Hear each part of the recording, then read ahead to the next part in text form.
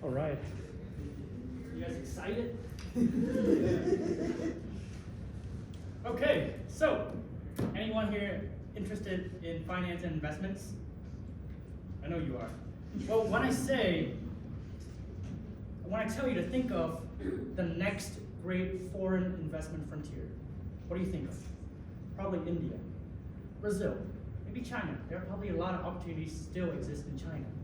But what if I tell you there's a country in Asia where the government is promising 10% plus GDP growth over the next 5 years, over the next 10 years, where Apple, Intel, and major companies have already set up shop, and where there is a young and tech-savvy population of 100 million people. Well, my name is Nam. I'm from Vietnam. And let me tell you about my country. So, outside of seeing the Made in Vietnam tag on your shoes, on your pants, on your shirt, most of us probably know Vietnam as a tourist destination. Well, there might be the food, the scenery, the scooters, and most importantly, the food. But beyond the postcards, and of course the food, is one of the most compelling economic stories. One of the most compelling economic growth stories of our generation. One that's quietly turning Vietnam from a manufacturing afterthought, cheap labor, into an investment-grade powerhouse. Well, this isn't just a story of tourist destination. This isn't just a story of cheap labor. This is a story of Vietnam, a story of global realignment, digital acceleration, rising domestic demand, and ambitious government policies. And this pitch I'm giving you is about why Vietnam is a bet worth making. Not for the next quarter, not even for the next year, 5 years, or 10 years, but at least the next 2 decades. So, let's talk about history. Vietnam is known for our history. And we are marked by resilience. Our country has existed for about 4,000 years. And throughout the 4,000 years, we have been through years and years and years of constant colonialism and war. And most recently, the war against America, which is commonly known as the Vietnam War. In Vietnam, we more commonly know it as the resistant war against America for national salvation. But that's beside the point. The point is, the war ended in '75, and we were a communist country. We were suffering. After the war, for a war-torn economy, people were struggling. People were poor. The country was barred from a lot of embargoes. We can't trade with anyone. A lot of people were starving. A lot of people died. Until 10 years later, in 1986, when the government finally decided to pivot the Vietnamese economy. We finally decided to pivot into a market economy, a free market. And we call it, in 1986, the Đổi Mới, the Reformation. This directly translates into restoration, innovation, or reformation. So fast forward, thanks to these changes, 40 years later, over 45 million people have been lifted out of poverty. GDP per capita of Vietnamese people rose 43x, and we are now the 4th largest economy in Southeast Asia. So why Vietnam now? There are several reasons. So number one is manufacturing and supply chain realignment. As I said before, you probably see a lot of made in Vietnam stuff in your shoes, your pants, your t-shirts. But on a macro level, as companies shift away from China, Vietnam is the top beneficiary. Apple is already building key supply lines here. A fun fact, Samsung actually manufactures half of its phone in Vietnam.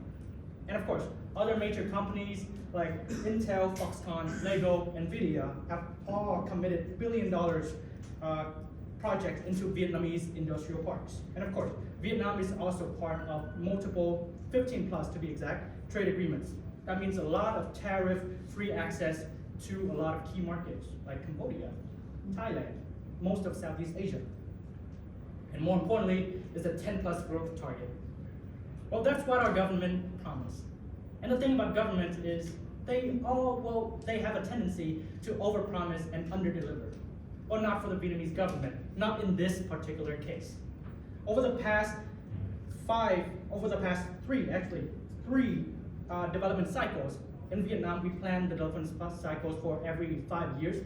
The past 3 ones, the Vietnamese economy have either met or significantly exceed the plan that the government put out. So this is not just talk, this is what they are actually capable of. And what does digital leapfrog here mean? This means that we are a country that is very, very tech savvy. So 75% of the 100 million Vietnamese people have internet, and 70% of these people have smartphone.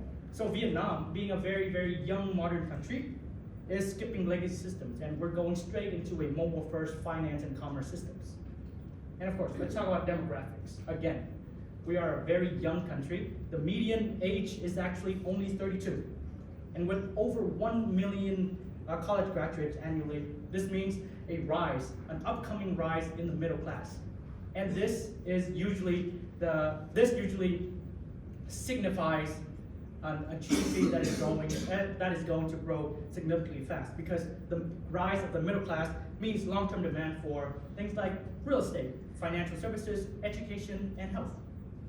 And of course, our government and regulatory environment is very stable. Yes, we do have a one-party system, but this also means over the past 30, 40 years, we can guarantee with our foreign investors that we have a continuous stability in terms of our policy and investments. We are very, very, very pro-FDI, probably one of the most pro-FDI regimes in the world.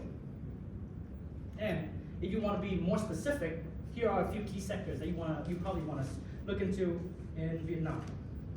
Number one is infrastructure and real estate. The government is literally, as of this moment, putting billions and billions of dollars into private firms to build out the infrastructure for Vietnam. Roads, railroads, airports, many mega projects are being built as of this moment. And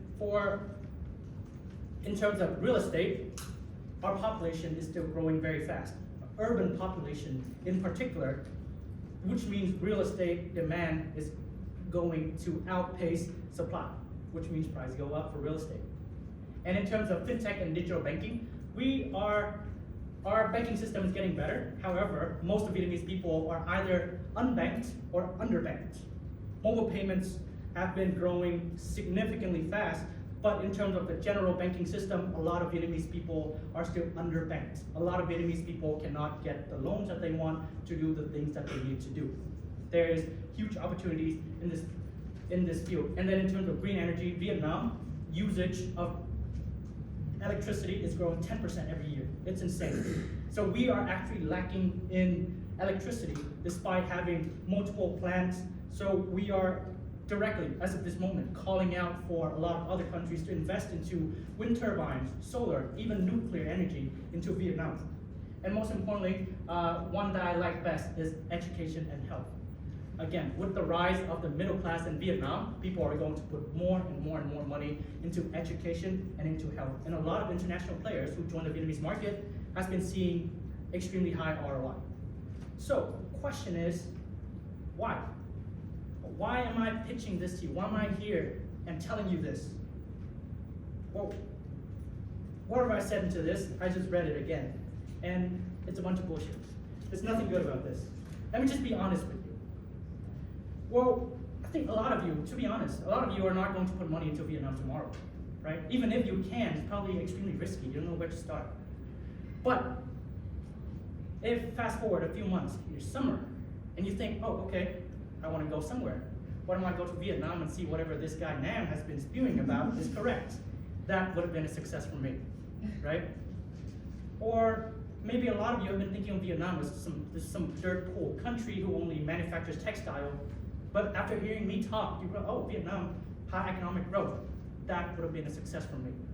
But I think most importantly for me is that a lot of you here is not going to just be students in the next few years, right? In 5 years, 10 years, 20 years, you may be at Blackstone, you may be at Temasek, KKR, Zach, you might be running one of the biggest tech firms in the world. Kelly, you might be advising, money-making policies.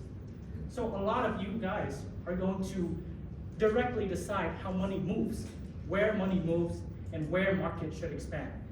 So maybe when you guys are in these positions, 20 years later, there might be a gust of wind that tell you, just slightly, hey, like 20 years ago, this guy mentioned Vietnam, and there's a next great opportunity to invest, right?